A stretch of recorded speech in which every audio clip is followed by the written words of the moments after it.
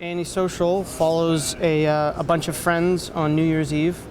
They go to a party, and during the party, an epidemic hits the world, and they are forced to barricade themselves inside, and only with their laptops and phones, they try to search out what the cause of the virus is. Yeah. Anytime something goes wrong, everyone runs for their cell phones, calls 911 or calls family or whatever, and in horror movies, they just don't generally do that. And not only that, we wanted to make sure that we kind of incorporated social media. It's such a huge factor whenever anything happens. Like anytime there's, anything happens in the world, you automatically go on YouTube or CNN, and so we wanted to kind of make a movie that embraced all of those assets. I mean, I've always been like a horror fan. When I wanted to make movies, it was because of movies like Evil Dead and movies like that. So, I've always been attracted to it, but I also like the fact that you can sort of build a world and you don't necessarily have to stick to many rules, as long as you sort of, open the table at the beginning to what the movie is, and people kind of accept it.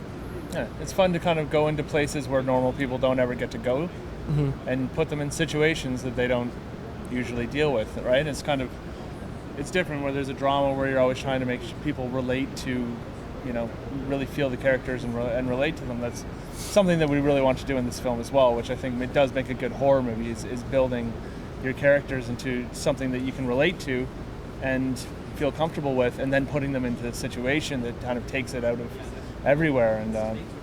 And we love playing with blood and guts. It's fun on set. They're really fun to make. Yeah. Also, too, with horror movies is there's that little bit of a step back where everything isn't as serious.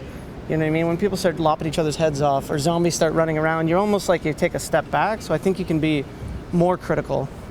Maybe. I feel like in a horror movie, and I'm sure there actually is, probably a trauma movie where, someone actually walks up to someone and cuts their head off with a banana, and you're just like, ah! So you do that in the middle of Titanic, and everyone's like, what the fuck? Yeah. So it's good to have leeway to play. Practical effects versus CGI. Right. For me, I always want to do it on set, if I can. We've done some music videos where, we wanted to have cars go off cliffs, so instead of paying the CG, we built miniatures, and extravagant miniatures, months of work. But yes, if I can do it in camera, then I much prefer that. Because you can see it right on screen. You know if it looks good or not. Plus, and it still looks better. So cool. And it still looks better. I don't. You can always tell. Yeah, and I don't buy when people are like, well, the VFX was so good I couldn't tell. It's like, I can always tell. I'm sure everybody else can always tell.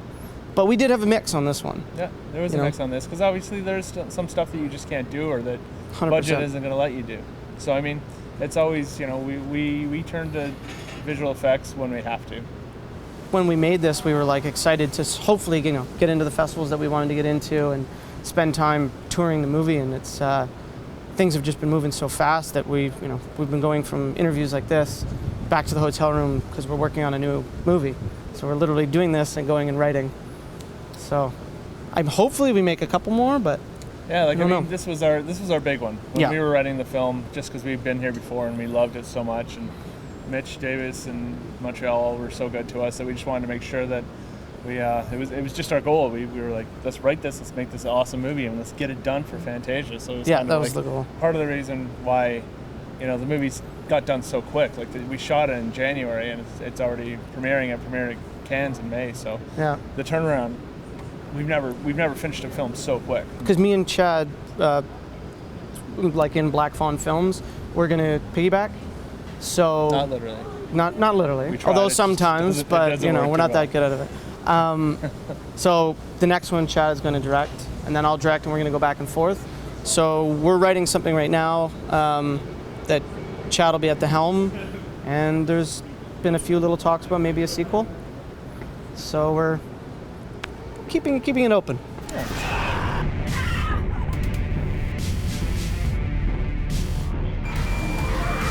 Social media in general, it is a sickness, it is a disease, and we're literally all infected. And we're part of it. I'm sure I'm going to check my Facebook in the next 10 minutes, probably 10 times. I'll probably post a picture.